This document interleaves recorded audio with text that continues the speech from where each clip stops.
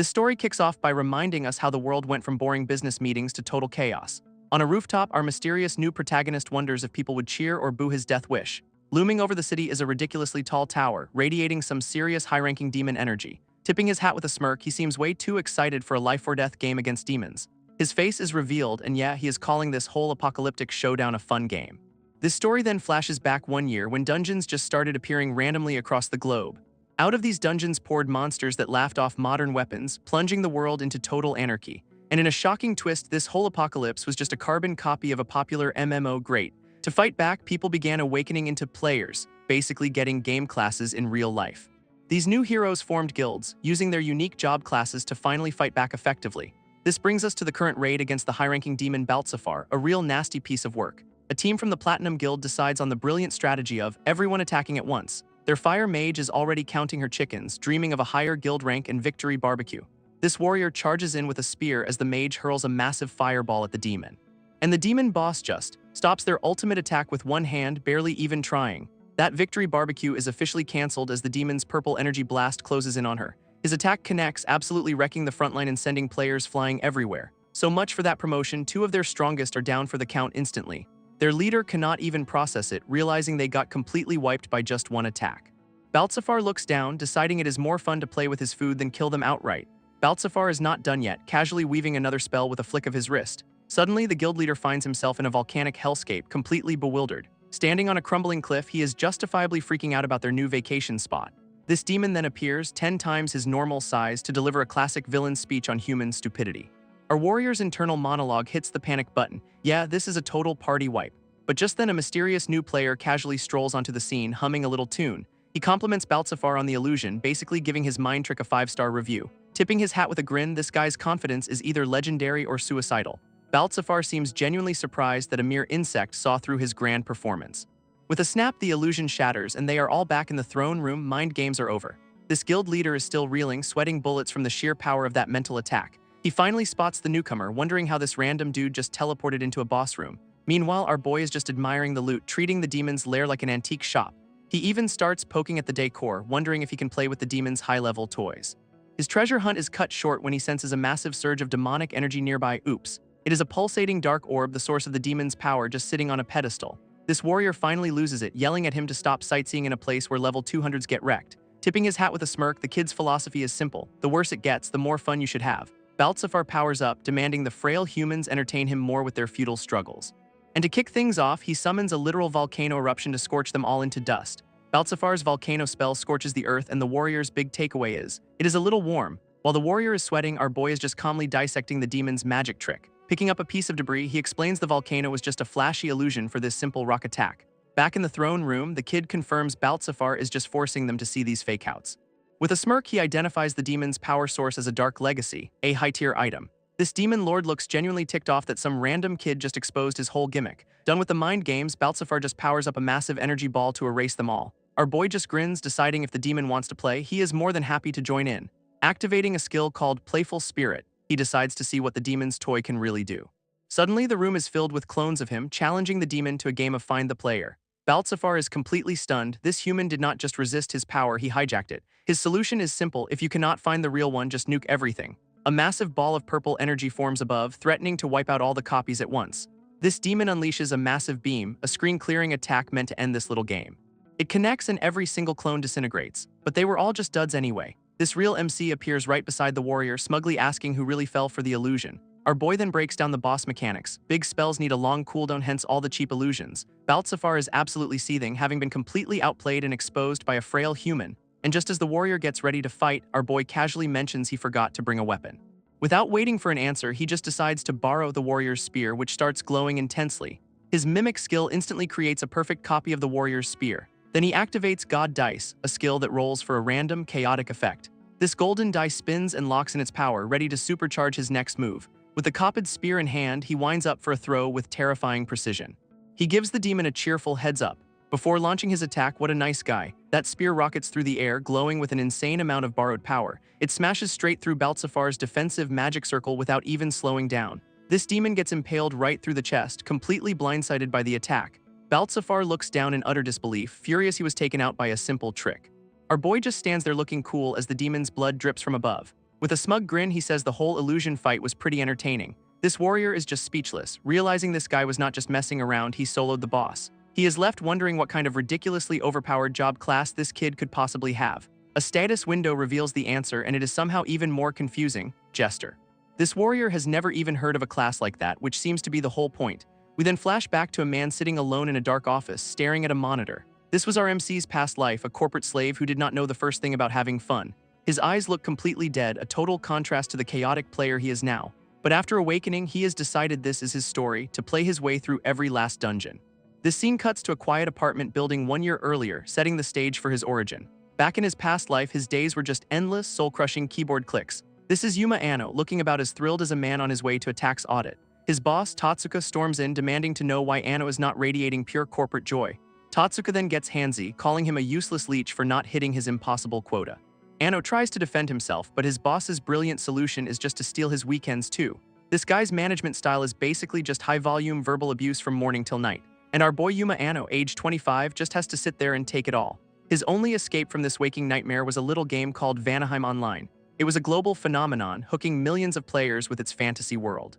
This game's big draw was its mythological setting and NPCs that felt incredibly real. Plus, it had deep strategic dungeons that actually required you to use your brain. But for Anno, the best part was the insane variety of job classes and character builds. For a guy whose life was a spreadsheet, this game was the only place he felt alive. In here, he was not a corporate drone, he was a hero taking down epic monsters.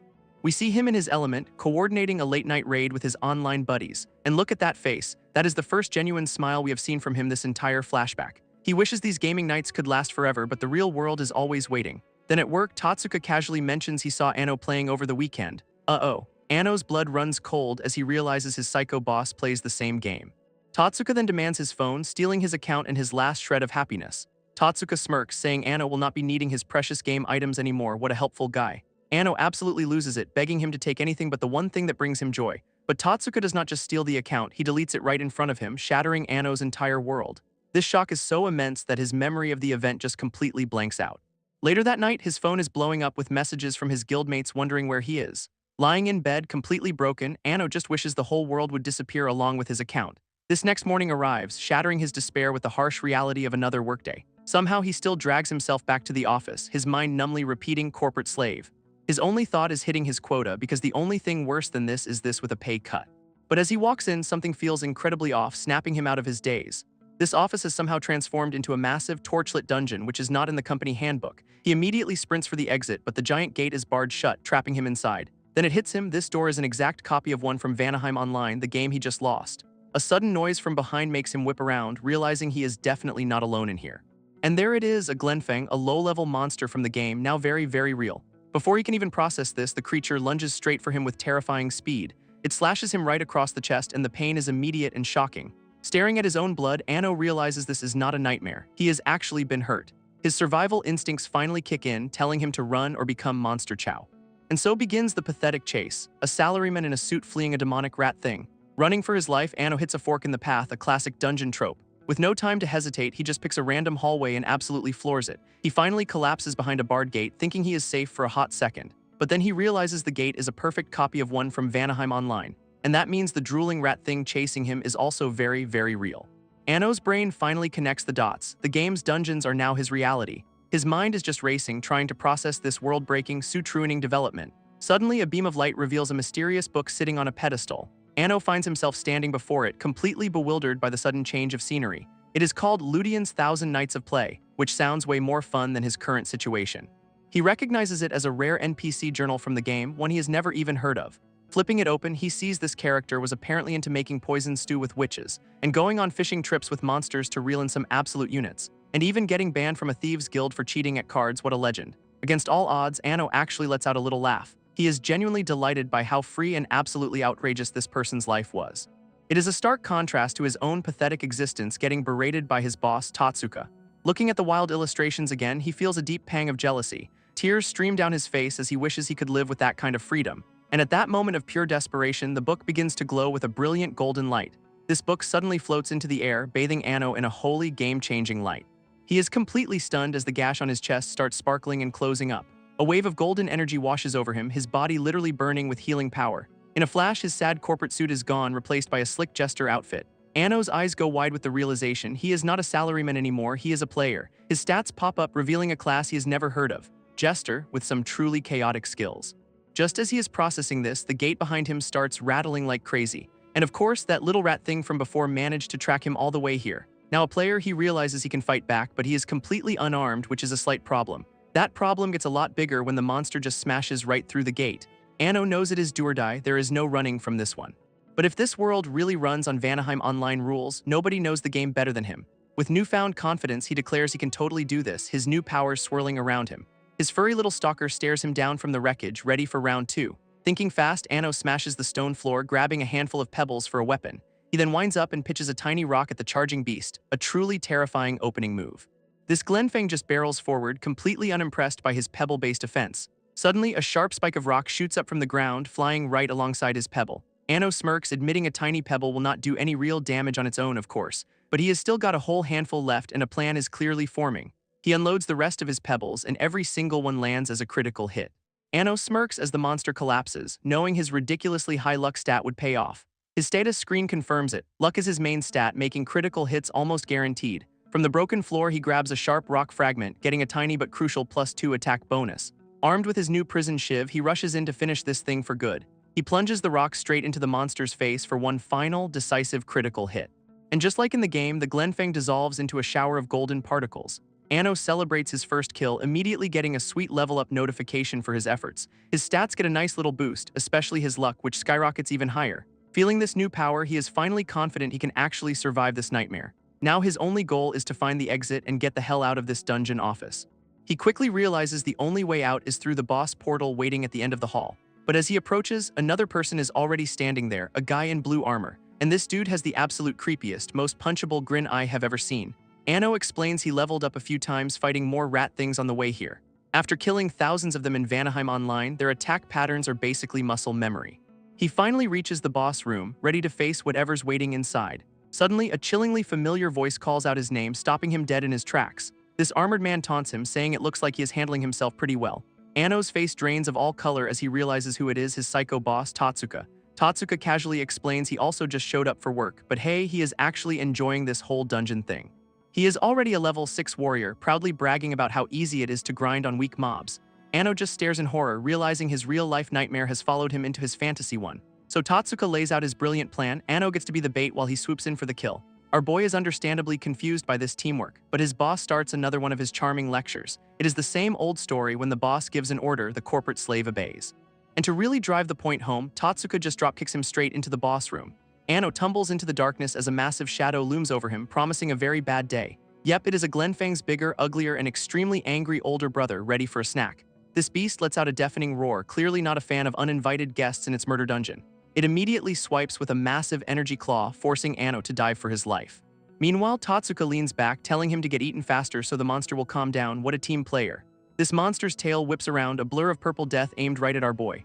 Anno gets absolutely decked by the attack, sent flying across the cold stone floor. Lying there helpless, he is convinced this is it, that he is just going to die for his psycho boss. But just then, a mysterious light shines down as a voice decides this train wreck is too sad to watch.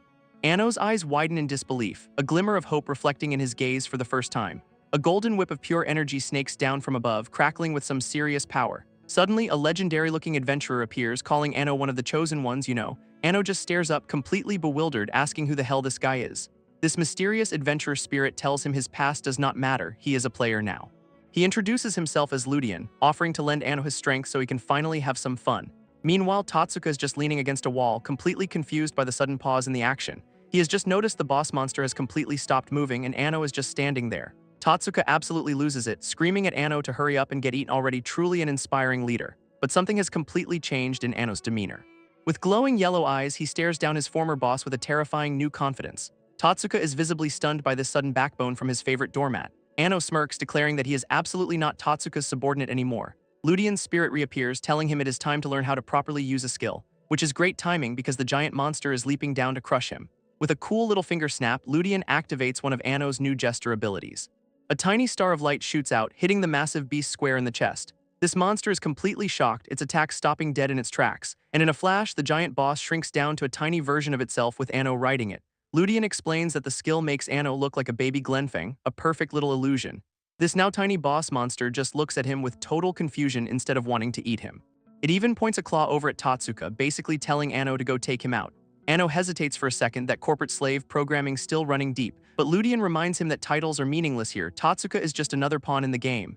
Ludian's voice cuts through the noise, telling Anno his real adventure starts right now. With a confident smirk, Anno finally accepts it. He is not a corporate drone, he is a player.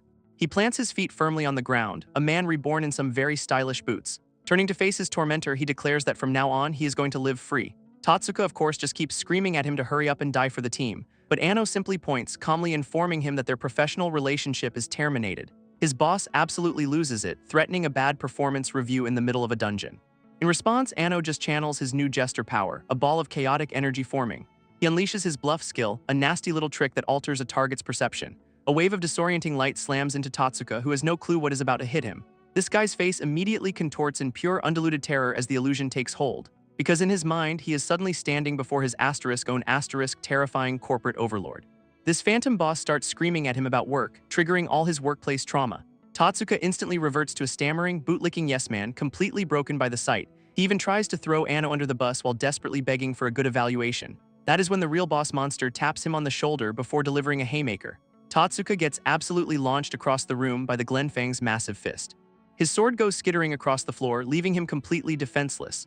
Anno just watches, pointing out that even now, Tatsuka only cares about saving his own skin. Now it is the former boss who is cornered and helpless against a monster. Oh, how the tables have turned. Tatsuka is screaming his head off as the Glenfang looms over him, ready to attack. But Anno steps right in front of him, declaring he is not going to let his ex-boss die. Ludian's spirit is absolutely delighted, impressed by this sudden change in character. And just like that, Tatsuka is a blubbering mess, begging Anno to save his skin. Anno just gives him the coldest stare, telling him to get lost and never show his face again. Not needing to be told twice, Tatsuka makes a run for it, a true leader to the very end. With the dead weight gone, Anno turns back to the boss, ready to end this fight for good. He charges straight at the massive beast, sword held high for the final blow. With a massive battle cry, he pours all his new power into one decisive strike. A brilliant golden slash of energy cuts right through the Glenfang, vaporizing it instantly. Ludian gives him a little nod of approval as the boss defeated message pops up. He gets a huge level boost, unlocks a new mimic skill, and officially clears the dungeon. A shimmering portal of light appears at the end of the stone hallway, showing him the way out. Stepping through, he finds himself back on a normal city street, the nightmare seemingly over. Anno lets out a huge sigh of relief, a genuine smile spreading across his face. But his eyes suddenly widen in shock, reflecting something that definitely should not be there. Looking up, he sees strange, winged creatures soaring between the downtown skyscrapers. A massive news screen on a nearby building confirms the absolute worst. This is a global event. This broadcast reports that monsters and dungeons have appeared all over the world, just like in a game. It gets worse. A new continent has emerged with monsters no one has ever seen before. This rest of the world, meanwhile, is having a complete meltdown about the whole apocalypse thing. People are panicking in the streets, wondering what the hell is happening to their reality. But Anno, decked out in his new Jester gear, just thinks this whole situation is getting interesting. Ludian's spirit pops up, praising him for finally looking like the hero he is supposed to be. Anno finally gets a chance to ask the million-dollar question, who exactly is this guy? With a wink, the spirit introduces himself as Ludian, just a humble jester, nothing more. Anno's brain short-circuits as he realizes Ludian is the author of the game guide he owns. His spirit guide just tells him to stop worrying and enjoy the ride, asking what is next. So Anno takes a moment, surveying the new, monster-infested city skyline for his next move. His eyes lock onto a familiar tower, a dungeon he knows all too well from the game. A sly grin spreads across his face as a brilliant, probably terrible idea starts to form. He declares he knows exactly what to do, heading straight for a glowing dungeon entrance. Inside is a treasure chest, just waiting behind a grand set of doors for someone to claim it. With a goddess statue watching over, his shadow hints he is about to do something very cheeky. He is standing right back at the entrance to the tutorial dungeon he just cleared. Ludian is understandably confused, asking why on earth they have come back to the starting area. Anno explains there is a secret sealed room here, one that holds a very special treasure chest. It is called the Goddess's Secret Treasure, and Ludian's interest is officially piqued. This is a legendary chest that in the game no one was ever able to open, and now our boy is determined to claim the unobtainable legendary item for himself. With a smug grin, Anno announces he has figured out how to crack open that impossible treasure chest. Ludian is totally on board, telling him to go nuts and treat the world like his personal playground. And with that stellar advice, the spirit guide promptly says he is taking a nap, peak mentorship. Anno just sighs, already used to his ghostly companion popping in and out whenever he feels like it. So he finds himself back at the entrance of the beginner's labyrinth, ready for round 2. Standing before the massive goddess statue, he prepares to rerun the entire tutorial sequence. A glowing goddess projection appears, welcoming him as a hero meant to protect the world. Our boy immediately recognizes the dialogue. It is the exact same script from the game's opening. She continues her pre-programmed speech telling him to fight his way to the dungeon's exit. This goddess then offers her blessing with a warm, welcoming gesture. For a moment, Anno is genuinely impressed, admitting she looks pretty divine in person. But the awe wears off fast as he tips his hat, ready to skip the pleasantries and get to the loot. As she starts explaining the status screen, Anno just struts right past her, completely ignoring the tutorial. Visibly annoyed, she asks him to at least pretend to listen to her instructions. Trying to get back on script, she tells him to open the chest, only to see he has already done it. He pulls out another basic copper sword, complaining about the duplicate loot while she demands some gratitude. Suddenly, a tutorial monster spawns in, but the goddess does not even flinch. She just calmly announces that an enemy has appeared, like it is all part of the show. It is a tiny fire elemental, and she tells him to get ready for his first big fight. Anno just one-shots the thing without a second thought, leaving the goddess wishing he'd at least struggled a little. This goddess tries to get her tutorial back on track, congratulating him on the win. Anno just stands there, completely ignoring her because he has a much better plan. With a firm grip on his sword, he prepares to absolutely break the game sequence. A massive sword slash rips right into the dungeon wall, much to her utter shock. Our boy just keeps swinging, determined to cause as much property damage as possible. Green energy beams carve up the sacred architecture, which is definitely not in the script.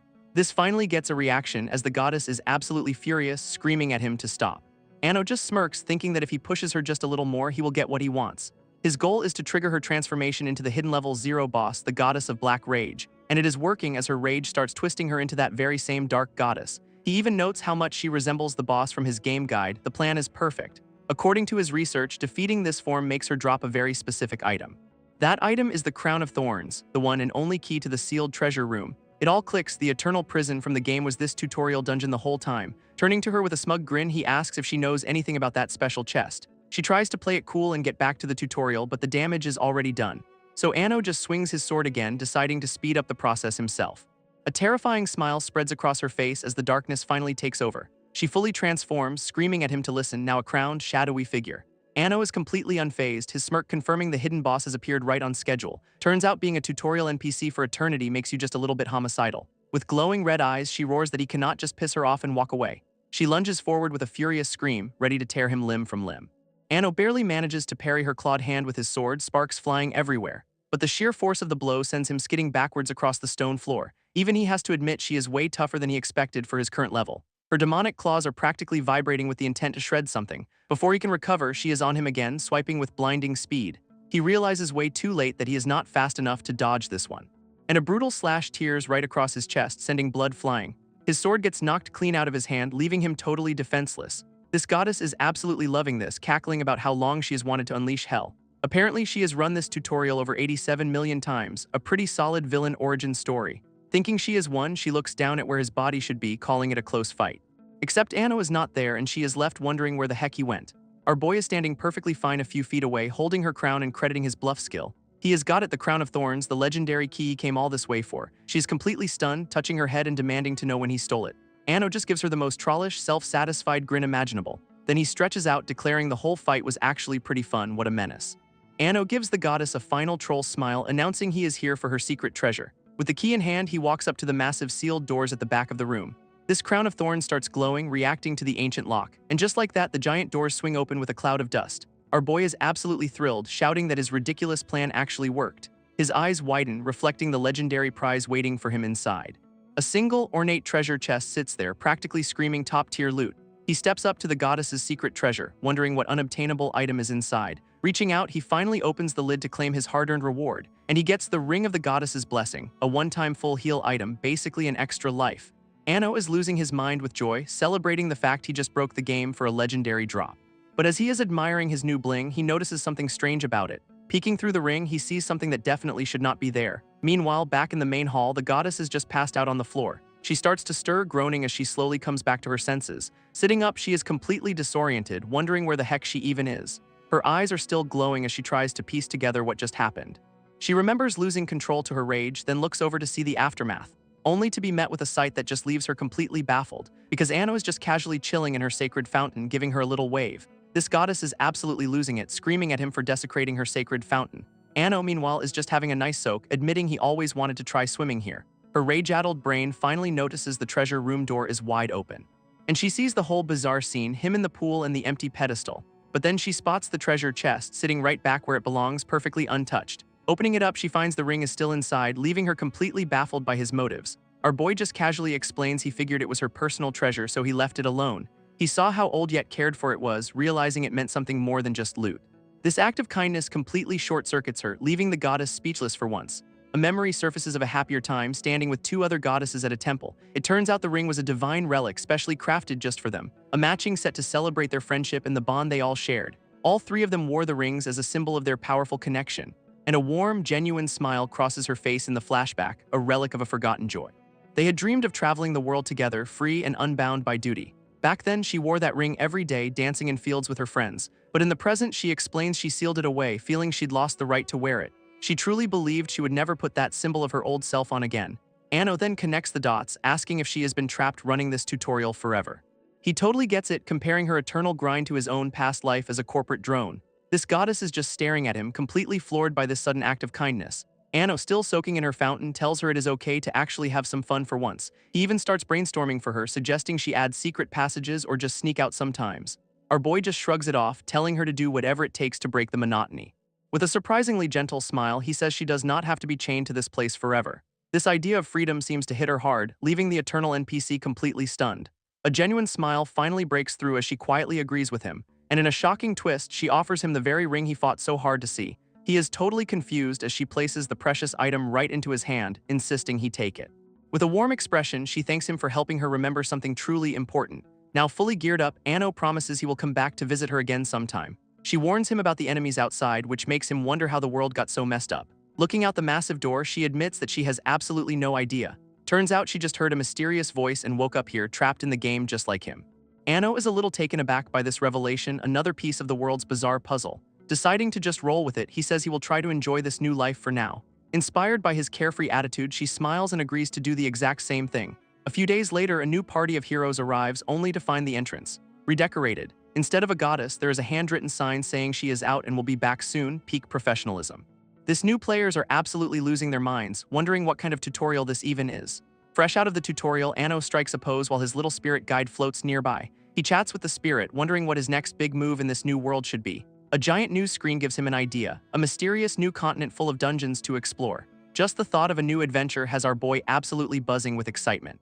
His guide hypes him up, telling him to go play this new world to the absolute fullest. With a confident grin, Anno is totally ready to start his grand journey and see what is out there. But just as he is about to set off, a sudden buzz from his pocket stops him cold. It is a call from his old gaming buddy, Suwa, which is definitely not on the day's agenda. This voice on the other end is desperate, pleading for help and throwing Anno for a loop. Answering in a panic, he learns his friend went into a simple beginner dungeon and got stuck. Suwa is completely freaking out on the other end, convinced he is about to die. Without a second thought, Anno bolts, promising his friend he is on his way to help. He remembers Suwa as a hardcore, top-ranked player from their old VR game days, so there is no way a pro like him should be trapped in a starter zone, right? A grim look crosses Anno's face as he sprints, trying to figure out what went so wrong. Meanwhile, Suwa is just a mess, crying and clutching his phone for dear life. Anno dives headfirst into a swirling red portal, confirming this is a broken dungeon. Inside, he knows the monsters should not be this tough for a low-level area, which makes him wonder why his expert friend is having such a hard time surviving. He tells his spirit guide there is no time to waste, his friend is in trouble and needs him now. This spirit guide gets all philosophical about friendship because now is totally the time for that. Anno finds his buddy Suwa cowering in a corner, completely ignoring the spirit's life lessons. Our boy is just trying to process how his pro-gamer friend ended up like this. He finally spots him properly, shouting to get his attention in the creepy red cave. Rushing over, Anno checks on Suwa, who looks like he has seen a ghost and is about to cry. Suwa is just so relieved to see him, while Anno demands to know what the hell happened here. His friend admits he thought a beginner dungeon would be a total cakewalk, famous last words. Anno tries to make sense of it, asking if some unlisted boss monster showed up. But Suwa just shakes his head, clutching his arm like something else is wrong. This leaves Anno completely stumped because that was his only logical explanation. Trying to get things moving, he points ahead, saying they will clear it together just like old times, which triggers a flashback to their glory days with Suwa tanking a beast like a champ. Anno, as his old avatar Yuma, dashes forward to back him up, and he swoops in for a clean kill, a perfectly coordinated attack. They celebrate their flawless teamwork, two pros at the absolute top of their game. Back in the present, Anno gets nostalgic, saying this feels just like the good old days. Suwa seems to snap out of his funk for a second, a flicker of recognition in his eyes. Then he spots the classic dungeon reward, pointing out a treasure chest in the distance. He eagerly reaches out to open it, hoping for some decent loot after all that trauma. And his grand prize is a longsword +1. Wow, do not spend it all in one place. Anno tries to hype up the pathetic sword, explaining how enhancements can make anything good. Suwa clutches his new prize, a flicker of hope in his eyes that he can actually fight now. His friend dismisses the rest of the loot as junk, but Ano happily scoops up the copper sand. Our boy is just admiring the sparkly sand, much to Sua's utter confusion, a true loot goblin. But their little looting session is interrupted by a giant monster hand appearing right behind them. A small, horned demon reveals itself, looking way more menacing than it has any right to be, and Sua immediately reverts to his default setting, abject terror. Ano, meanwhile, just casually one-shots the thing without even breaking a sweat. He looks back at his friend, completely baffled by how weak this supposed pro-gamer is. This kid knows something is deeply wrong here. This is not the Sua he remembers at all. They finally arrive at the boss room, the last obstacle standing in their way. Ano tries to give him a pep talk for the final fight, getting a very unconvincing yeah in return. With the goddess's ring on his finger, he pushes open the heavy doors to face the boss. Inside, a big armored bug monster is waiting for them, looking ready for a fight. It lets out a menacing roar, clearly not happy about having visitors. Sua, of course, looks like he's about to cry all over again. He desperately tries to psych himself up, convinced his +1 sword is the key to victory. And with a surprisingly brave battle cry, he actually charges straight at the boss. This move completely blindsides Ano, who screams at him to wait up. Sua just keeps screaming, swinging his sword with absolutely zero strategy or form. This boss monster swings down with a brutal, lightning-fast strike, and Sua's legendary +1 longsword absolutely shatters on impact, a real shocker. His face is just pure, unadulterated, I have made a terrible mistake. With his only weapon gone, the monster looms over him for the final blow. Ano screams at him to get out of the way, trying to warn him. Then our boy swoops in at the last second, parrying the attack like a total pro. He lands between his friend and the beast, asking if Sua's even alive down there. Sua, meanwhile, is just completely broken, convinced he is about to die without his sword. Kneeling down, Ano tries to talk some sense into him, asking what the hell is going on. But his friend just screams back that he is terrified. All that pro-gamer swagger is gone. This raw panic leaves Ano completely stunned, realizing something is fundamentally wrong here. Sua finally admits he thought this would be easy, but reality is nothing like the game. He is freaking out because the monsters are huge, they stink, and they are actually intimidating. Even the gear feels heavy, and the physical strain is way more than he ever expected. Plus, it turns out getting hit by a monster claw actually hurts. Who could have guessed? Overwhelmed by it all, he just collapses, insisting he cannot fight like this. As the boss closes in, Sua can only watch in terror, knowing this is bad. Ano, however, gets a sudden flash of inspiration, remembering an item he picked up. He whips out that pouch of sparkly copper sand he looted earlier, and with perfect timing, he hurls it right into the monster's face, pocket sand for the win. With the monster blinded, Ano tells his useless friend that he will handle this fight. He draws his sword, ordering Sua to go hide somewhere safe. It is hero time. But a mysterious man with a glorious mustache is watching, commenting on his distraction tactic. This guy seems to dig it though, appreciating the playful flair in Ano's style. Ano clashes with the beast, trying to find a weak spot in its tough hide. He is actually straining here, admitting this thing's defense is seriously tough. His basic copper sword just cannot seem to pierce the monster's natural armor at all. From the sidelines, the mustachioed observer wonders how our boy is gonna break through. Ano takes a second to analyze the boss, noting its thick shell and sharp pincers, and that is when a brilliant idea hits him as he glances at the ring on his hand. He leaps right back into the fray, ready to try out a brand new skill. Sua, of course, is having a meltdown, screaming that getting close is a death sentence. Ano just tells him to watch, channeling power through the goddess's ring. With his hand glowing, he reaches out and makes direct contact with the monster's pincer. He activates his trump card with a smirk, a skill called Mimic. This ability lets him temporarily copy the target's powers, which seems pretty fair. Ano's logic is flawless. If a sword cannot pierce that shell, then he will just borrow the monster's own weapon to do the job for him. In a flash of light, his own arm transforms into a massive, deadly pincer. This boss monster just stares, completely dumbfounded by this copycat routine. With his new pincer arm, Ano plants his feet, ready to give the boss a taste of its own medicine. He drives the copied weapon straight through the monster's chest, a direct and brutal hit. This impact shatters its tough hide, landing a devastating blow right on the weak spot. But the skill only lasts for 15 seconds, which is a terrible runtime for a cool new power. In absolute agony, the beast stumbles back, wounded but definitely not out of the fight yet. Ano knows he just needs one more clean hit on that exposed chest to finish this. His pincer arm vanishes, leaving him with just his basic sword against a very angry bug monster. Letting out a final battle cry, our boy charges in for one last all-or-nothing attack.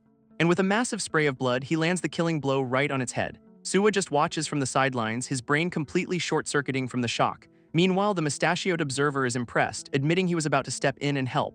This monster's body begins to crack and dissolve into light, signaling the fight is truly over. This guy notes that Ano has already mastered the fighting style of a jester. Ano just tips his hat with a smug grin, feeling pretty damn proud of his performance. His reward is a huge level boost and a brand new skill called Playful Spirit. And just like that, they are transported out of the dungeon and back into the city. Ano stretches, enjoying the fresh air, while Sua is just relieved to have survived it all. Trying to rally his friend, Ano talks about their future, but Sua just quits on the spot. That sudden declaration leaves Ano completely speechless, unable to process what he just heard. He desperately asks why, reminding Sua they were supposed to do this together from the start. Ano flashes back to their glory days, laughing about how they were an unstoppable team, But back in the present, Suwa just deadpans that he is still scared, so much for the power of friendship. He insists that last fight proved he is completely out of his depth and cannot fight anymore. Anno just watches, his friend's name hanging in the air with all his disappointment. Suwa then admits watching Anno fight was awesome because he looked like he was having fun. He is just gonna go play other video games until their old one is back online, completely checking out of reality. After Anno accepts this, Suwa asks what our boy plans to do now that he is partnerless. Anno immediately gets hyped about exploring the new continent, his adventure mode fully activated. His friend recalls that area was not even in the game, but then remembers a recruitment ad for a survey team. And just like that, a survey team wanted poster pops into Anno's head, a new quest has appeared. Suwa actually gets a little fired up for him, telling him to go for it, but try not to die. Our boy just gives him a warm, confident smile, totally unfazed by the challenge ahead. With a final fist bump, they agree to go their separate ways for now. Suwa gives a final wave, officially logging off from this whole real-life adventure business. Later, Anno pulls up the article about the government recruiting a team to explore the new continent. It turns out big shot guilds like the Soaring Hawks of the Sky are already signing up for this. Even government-backed guilds are competing for a spot, so the competition is gonna be fierce. He finds the main requirement: you have to be level 15 or higher, which means it is time to grind. Anno also realizes he will need some seriously good gear to even stand a chance in the trials. His solution is simple: find a treasure vault dungeon to level up and get loot at the same time. Anno realizes the application deadline is in 2 days, meaning he has gotta move fast. Meanwhile, at some ridiculously huge corporate tower, a different kind of meeting is underway. This is the HQ for the Takajo Corporation, a name that is about to become very important. Inside, a bunch of guild members are lined up for a very stressful performance review. This boss, Takajo Shoya, announces he is about to name and shame the 2 lowest contributors. A leaderboard flashes on screen and you can just feel the anxiety radiating off everyone in the room. He then proceeds to fire 2 guys on the spot, kicking them out of the guild and the company. Both of them are completely floored, wondering how the hell they are supposed to survive now. Takajo coldly explains their performance was garbage and there is a long line of people ready to replace them. In his eyes, if you cannot contribute, you're literally worthless trash. What a great boss. Then he warns the remaining members that coasting on their reputation will get them absolutely nowhere. To get on the new continent survey team, they will have to go all out in the next treasure vault raid. A blonde-haired woman clenches her paper, realizing she just barely scraped by in 3rd place. She is absolutely fuming that after sacrificing all her sleep, she is still not number 1. With a look of pure intensity, she vows to push herself even harder next time around. Takajo, meanwhile, is having a classic villain monologue about seizing control in these chaotic times. It is all for the sake of some grand ideal he wants to achieve, of course it is. Back with Anno, he is on his phone reading up on this very same guy, a top ranker and corporate president. This article mentions Takajo is already running a guild, making him a major player in this new world. With his new goal set, Anno steps toward a glowing light, ready to start the grind. Anno steps into the treasure vault, surprised to find it is not a total madhouse. His eyes immediately lock onto the enemies shambling through the halls, and what do you know, it is treasure hunter zombies, a classic annoying mob. He knows the only way to put them down for good is to crush their heads. Suddenly, a bullet rips clean through a zombie's skull, doing the job perfectly. This shot came from that blonde woman from Takajo's guild, looking completely unfazed. With another one down, she is already scanning for more targets to meet her quota. But Anno spots a zombie sneaking up right behind her and screams a warning. He leaps into action, a blur of green as he rushes in to intercept the attack. This sudden intervention catches her completely by surprise. Landing smoothly, our boy just asks if she is alright after that close call. Her response is pure rage, accusing him of stealing her kill when her job is on the line. Anno is just completely baffled by this, like, "Excuse me for saving you." A quick status check confirms she is from the Soaring Hawks of the Sky Guild, which explains the pressure. Her name is Natsume Nijika, and she looks like she is about to pop a blood vessel. Natsume doubles down, insisting he better not interfere because her performance review depends on this. He tries to explain he was not stealing, just, preventing her from getting mauled. Just then, another guildmate barks an order at her, and she immediately snaps to attention. Watching them, Anno feels it is pathetic they are treating this like a job instead of an adventure. A little spirit pops up asking if he is also on a deadline, but Anno just grins, saying he is here to enjoy the sights. Anno is just soaking in the atmosphere, talking about feeling the history in these ancient ruins. He is in absolutely no hurry, deciding to enjoy the moment and deal with the deadline later. His little spirit buddy pops up, noting that he has really grown into his Jester role. Meanwhile, the Soaring Hawks are already facing down a pair of zombies, all business as usual. Natsume and her partner move in, ready to start clearing mobs with cold efficiency. 2 other guild members review their objective, a quota of 10 enhanced weapons because fun is not on the agenda. From the corner of her eye, Natsume spots Anno just casually strolling down the corridor. Our boy is just loving the vibe, admiring the ancient torches and the smell of rust in the air. Something on the floor suddenly catches his attention, making him pause his sightseeing tour. He crouches down to get a closer look, wondering what he has found.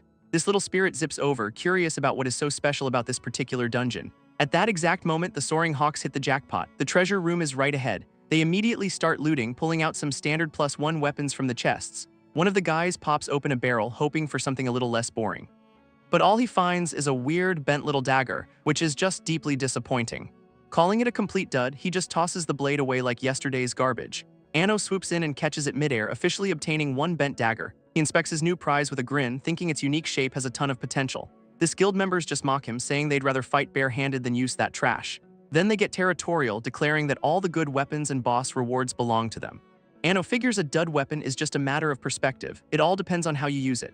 While the soaring hawks grind through mobs like it is a 9 to 5, Anno is just dancing around zombies. And with a clean slice, he proves his point by taking down a zombie with his new trash dagger. He has already figured out the weird weight balance, a grin on his face as it all clicks into place. Meanwhile, the corporate drones spot the boss room, ready to clock in for the final fight.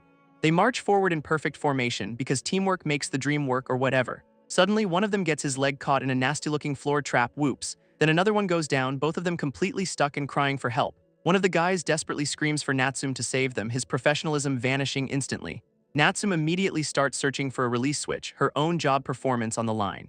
Her eyes dart around the room, frantically looking for a way out of this mess. But instead of a switch, a giant stone fist comes flying out of the darkness. A massive stone guardian activates, standing between them and the boss room. She realizes this thing is here to protect the boss, and they just walked right into its trap. Taking aim, she fires an arrow, hoping to put a dent in the stone behemoth.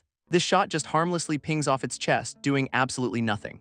In total shock, she cannot believe her attack was completely useless against it. Of course it was useless. The Guardian is a walking tank built entirely for defense. Now she is panicking, realizing her bow does not have the power to take this thing down. And to make things worse, the trap's off switch is right behind the giant unkillable golem.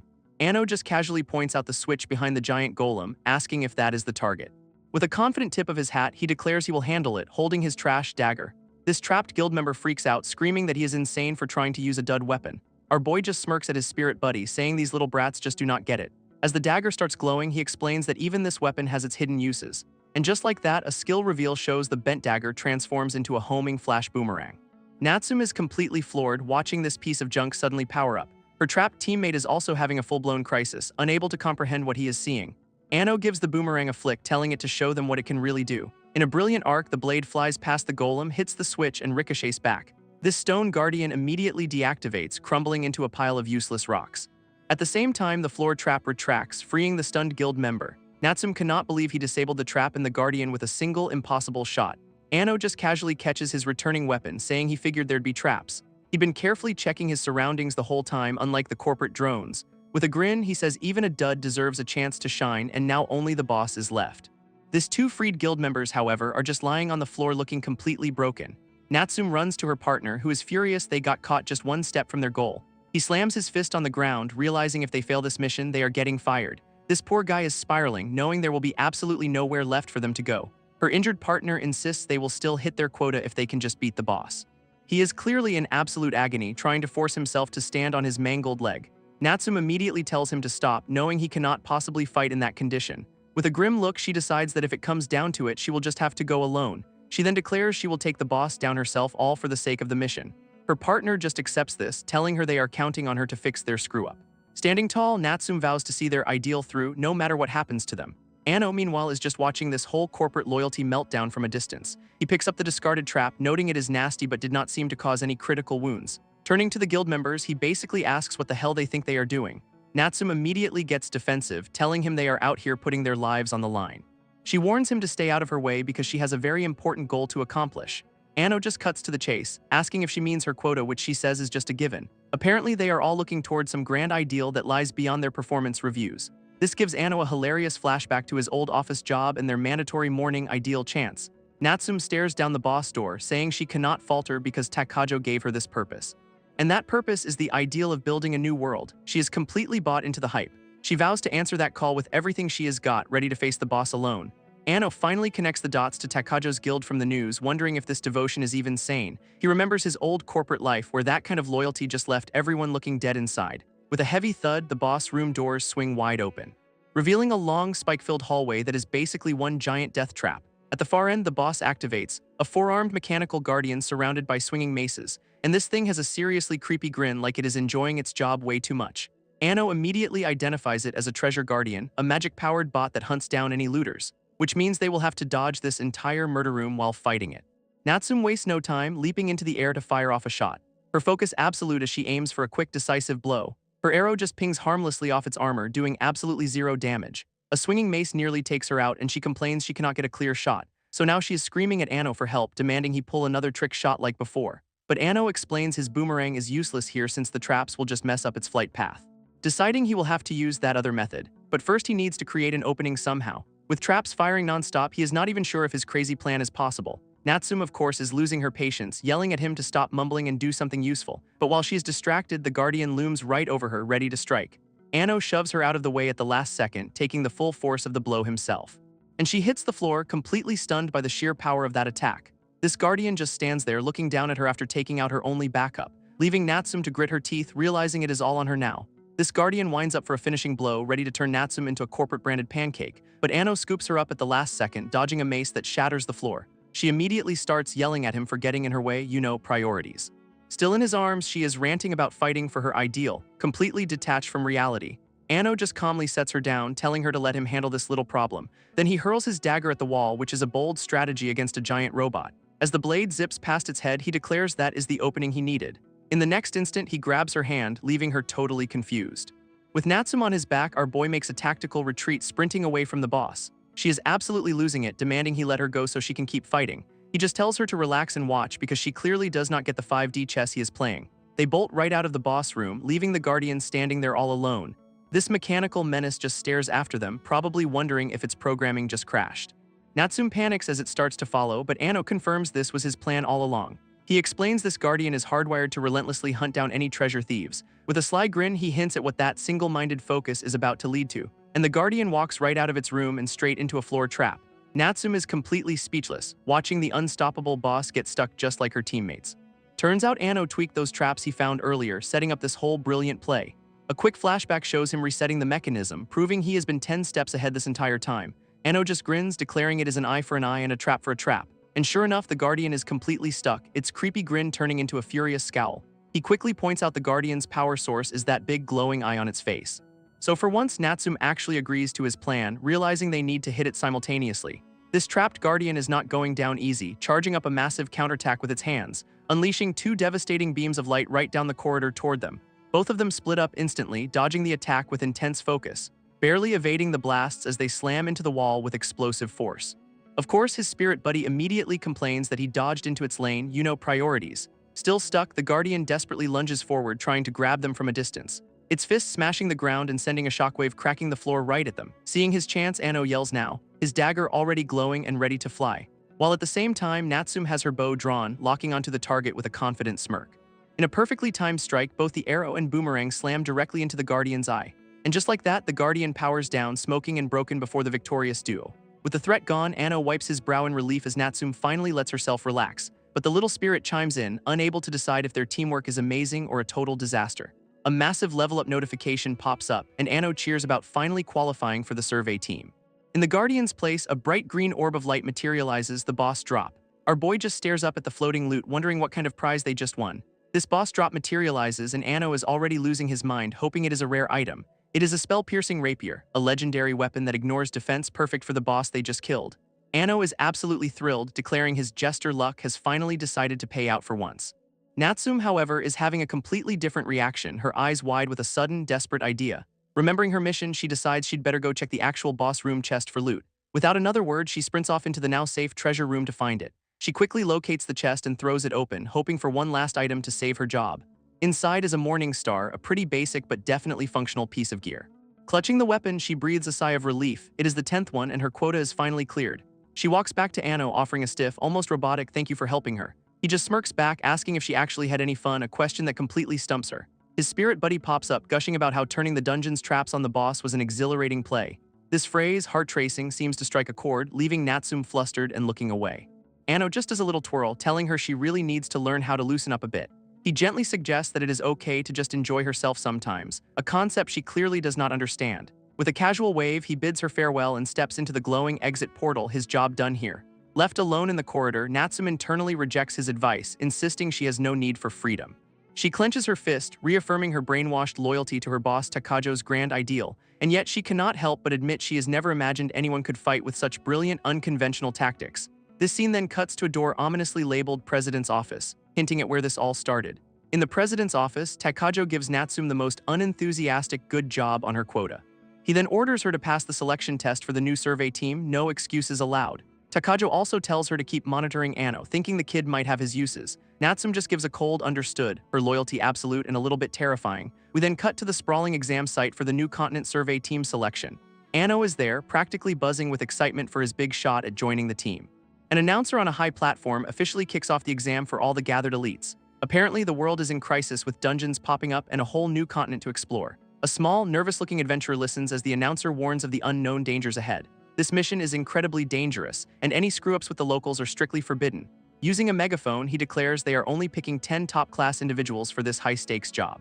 This exam itself is broken into 3 parts, a written test, a gathering test, and a mock battle. But the very first task is a surprise. Everyone has to immediately pair up into teams of 2. Our boy is totally caught off guard, realizing he is all alone in a sea of strangers. A 5-minute timer suddenly appears, forcing everyone to make a choice under intense pressure. And the penalty for failing to find a partner is instant disqualification, no second chances. With no time to waste, Ano starts scrambling through the crowd to find literally anyone. He spots that small adventurer from before and quickly taps them on the shoulder. Putting on his best "please do not leave me hanging" smile, he asks if they will team up with him. This little adventurer pulls up his profile, sees he is a jester, and is immediately unimpressed, a hard pass. Ano tries asking another warrior to team up, but she just brushes him off. Ouch, another rejection. Meanwhile, some loudmouth blonde dude is holding court in the middle of the crowd. And this guy's ego is off the charts, literally shooing away someone for daring to speak to him. He then pulls out a device and scans Ano's profile for the whole world to see. This jerk, Shimada Kippe, publicly mocks Ano's jester class, asking what it is even good for. With only 1 minute left on the clock, our boy is starting to seriously sweat. He is spiraling, knowing disqualification is seconds away, but also not wanting a random, useless partner. Suddenly, a voice from behind offers to pair up with him, a last-minute lifeline. Ano turns around, and of all the people in the world, it is a very familiar face. Yep, it is Natsum, reintroducing herself like they did not just almost die together in a dungeon. They both breathe a sigh of relief, having officially become a team just under the wire. Trying to be friendly, Ano offers a handshake, ready to start their partnership on a good note.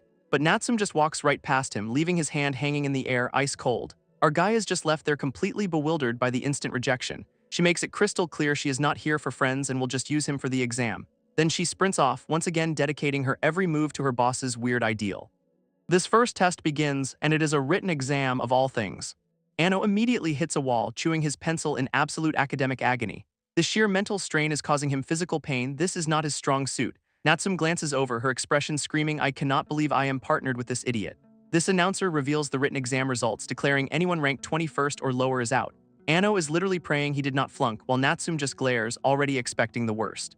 And by the skin of their teeth, they snag 19th place. A win is a win, I guess. Natsum is furious they rank so low, but Ano explains the tested questions she'd never even seen. She fires back that it was all common sense, leaving our boy completely lost in the sauce. He then admits his strategy was just picking the answers that sounded the most fun. A genius at work, folks. Meanwhile, the #1 spot goes to a power couple named Kirya Soma and Shino Azuhi. All eyes turn to a pair of incredibly confident-looking adventurers, the clear top dogs of this exam. Natsum recognizes them instantly as the Crimson Blade, a famous duo already getting sponsor deals. This power couple looks smug as hell, having absolutely crushed the first part of the test. Getting focused, Natsum asks Ano if he is ready to risk his life for what is next. He just gives her a breezy smile, telling her to relax a little. It is not that serious. This next stage is announced, a collection test inside the ominous Cave of Forgotten Time. Apparently, this place is a twisting maze designed to mess with your sense of direction. Their mission is to find 3 special gems and escape within a 2-hour time limit. As the teams start heading in, the proctor adds one tiny, very important warning. This particular cave has become a den of monsters just to keep things interesting.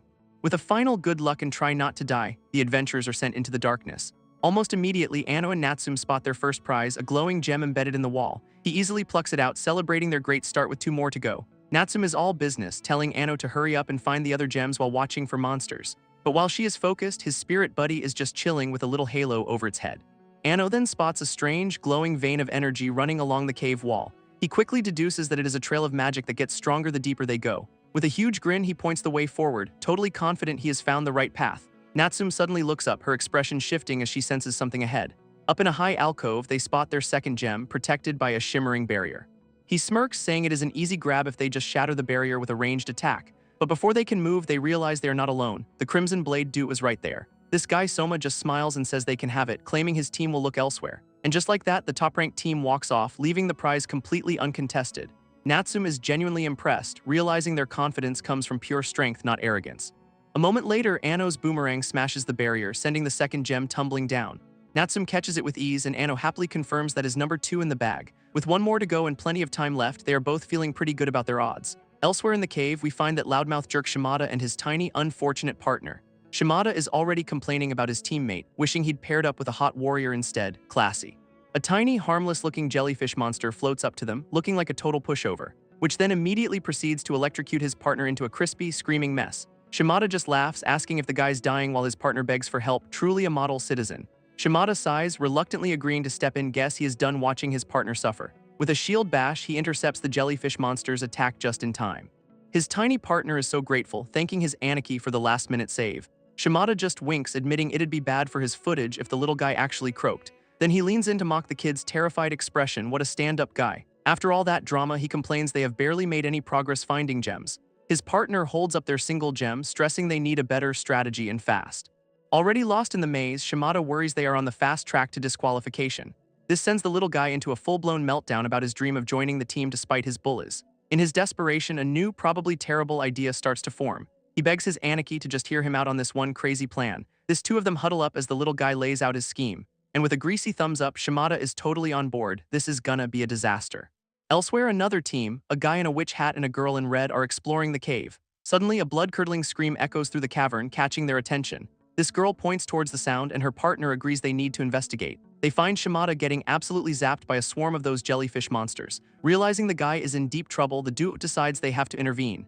This wizard hat guy draws his blade and charges straight into the fray, while his partner draws her bow, lining up a perfect shot on one of the creatures. Shimada, ever the actor, thanks the duo for the rescue, playing the victim card perfectly. This girl is relieved they got there in time, but her partner immediately asks where Shimada's teammate is. Right on cue, the tiny partner pops out from behind a rock, looking way too shifty for this to be a coincidence. With a glint in his eye, he yells now, springing the trap they'd obviously set up. He zips past the wizard hat guy, using a brick steel skill to snatch their collected gems. This little thief celebrates his successful heist, leaving the good Samaritans completely stunned. His partner is absolutely furious, screaming at the kid to give their stuff back. But before they can react, Shimada slams his fist into the ground, unleashing a powerful shockwave, which sends both of them tumbling hard onto the cave floor, totally incapacitated. This tiny partner gives a nice one to his Anarchy, the betrayal now officially complete. Standing over their victims, Shimada and his partner gloat about how easily the chumps fell for their act. With 3 gems now in hand, they declare victory and make a run for the exit. This girl cannot believe they fell for a simple steal skill, totally outplayed by the 2 jerks. Her partner knows they are done for if they do not get those gems back and fast. He helps her to her feet, their teamwork a stark contrast to the scumbags who just robbed them. After a quick thank you, he declares they are going after those 2 with no time to waste. He immediately breaks into a sprint, fueled by pure unadulterated rage. His eyes are blazing with determination. He is not letting them get away with this. But as they round a corner, he suddenly yells stop at another team that has just appeared. And it is Shino from the Crimson Blade, looking completely unimpressed by their sudden appearance. This wizard hat guy and his partner look down to find the 2 scumbags who just robbed them, and it looks like karma came calling. They are surrounded by crystal monsters and begging for help. These things are identified as crystal golems and they look absolutely terrifying. His partner is having none of it, immediately accusing them of trying to pull another scam. This tiny partner desperately swears this time it is for real, panicking for his life. Even Shimada has to admit they have zero credibility after their last stunt. With tears streaming down his face, the little guy just begs them to save them. From his perspective, the duo they just betrayed are now their only hope for survival. But the wizard hat guy actually wants to give them the benefit of the doubt, much to his partner's shock.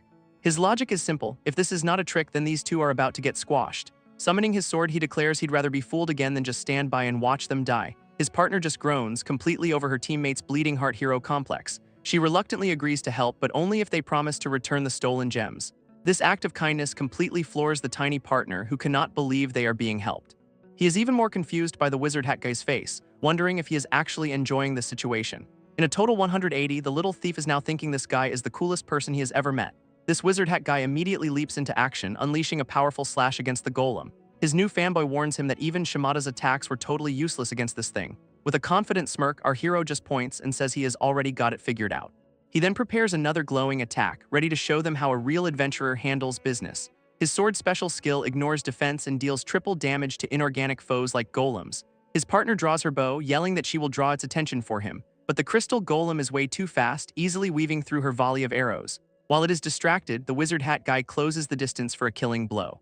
He lands a perfect stab right into the golem's glowing chest core, a direct hit. Cracks spread across its crystal body as the rapier's magic starts to overload it. This attack totally worked, but now he is surrounded by the rest of the golem squad. He parries a strike from a purple golem, holding his own against the sudden swarm. From his blind spot, another one rushes in and he is completely caught off guard, with a crystal fist about to rearrange his entire face. Then out of nowhere, the tiny thief actually intercepts the blow, saving his new hero. This little guy flashes this incredibly creepy grin, clearly getting a huge kick out of this. Our wizard hat hero just smirks back, giving the thief boy some grudging props. Using that opening, he leaps back into the fray, not wasting the opportunity. His eyes are locked on the target, completely focused on the fight ahead of him. Even Shimada jumps in, blocking a punch from another golem. The scumbags are actually helping. He plays it off like he just slipped, because admitting you did something useful is just too hard. His tiny partner offers a quick thank you, keeping the anarchy act going strong. With his unlikely new allies covering him, our hero moves in to finish the last one. This final golem's core flares up, its crystal body cracking with raw, unstable power. With the last golem shattered, Jester offers a hand, coolly announcing that it is all over. This tiny thief is a blubbering, star-eyed mess, immediately calling his savior Jester Anarchy. He is now bowing and pledging his eternal loyalty, a pretty big swing from robbing them 5 minutes ago. Jester's partner is having none of it, calling the kid shameless and making it clear he is still on her list. Her scolding is cut short when she spots a purple gem glittering among the golem's remains. Picking it up, she realizes with a jolt that it is one of the quest items they were after. Jester quickly connects the dots. The 3 golems they fought were each powered by a gem, and just like that, they have collected all 3, completing the objective right under the wire. Back in the main cavern, the teams who passed the test gather before an exam official. A proctor with a megaphone announces that the 12 successful pairs will advance to the mock battle. Everyone breathes a collective sigh of relief, knowing there is just one more test to go. Nearby, 2 other contestants are gossiping about a girl crying by herself in the corner. This rumor is that her partner got separated and was killed by a monster, and it was not a pretty sight. A knight in shining armor is comforting her, putting on a very convincing performance of sympathy. He and his own partner apologize profusely, claiming they were just a step too late to save him. But a strange look in his eye suggests there is way more to this story than he is letting on. His hands are perfectly clean, not a single scratch on them from this supposed rescue attempt. A quick flashback reveals the brutal truth. He is the one who actually took her partner down. With a twisted grin, the knight apologizes for being too strong. What a complete psycho. Now this same two-faced knight is staring down Jester's crew, as the little thief warns his anarchy that this guy is bad news. 2 new guys had a brilliant plan to steal the boss kill, but Jester's crew one-shotted it. This taller one, Shimada, warns his partner that Jester's team are not just strong, they are thrill killers. His tiny companion is terrified, saying they are way too powerful and will just get them killed. So the little guy immediately suggests they bail, and Shimada is 100% on board. As they flee, the kid offers a pathetic sorry, promising to visit their graves later. What a stand-up guy. Meanwhile, Jester is not running, deciding he has to say something before it is too late. He tells the psycho knight to stop right now, threatening to report his actions to the examiners. This knight just gives him the most punchable smirk, completely unfazed by the threat. It is a simple calculation for him, their word as beloved heroes against a bunch of nobodies. With a chilling grin, he asks who the world is gonna believe, and Shimada looks absolutely gutted. Hearing this hits a nerve, and Shimada clenches his fist, clearly furious about something. A flashback reveals his past as a boxer facing an opponent in the ring. He won that fight completely fair and square with a solid punch to the face. But his opponent, a popular fighter, went on social media and lied, claiming Shimada cheated. This public turned on him instantly, and the false accusations forced him into retirement. So he figured if he is an outcast, he might as well make it entertaining and started streaming. Being a player is just a means to an end, creating content for his channel to get views. He thought he could just drift through life putting on an act, but that is not working anymore. Back in the present, he is radiating pure rage, admitting guys like that knight still make his blood boil.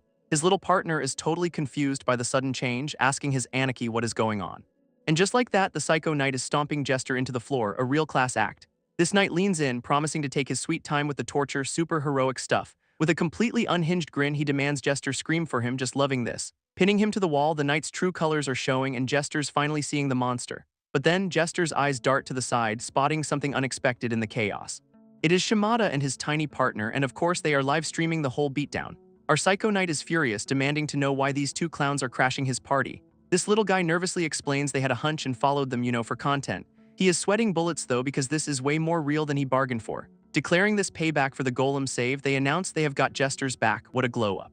Jester cannot help but crack a small smile at his new, incredibly unreliable backup. This knight is pissed his fun got ruined, but his partner steps up, ready to fight. She immediately rushes in with a war cry, clearly just as charming as her teammate.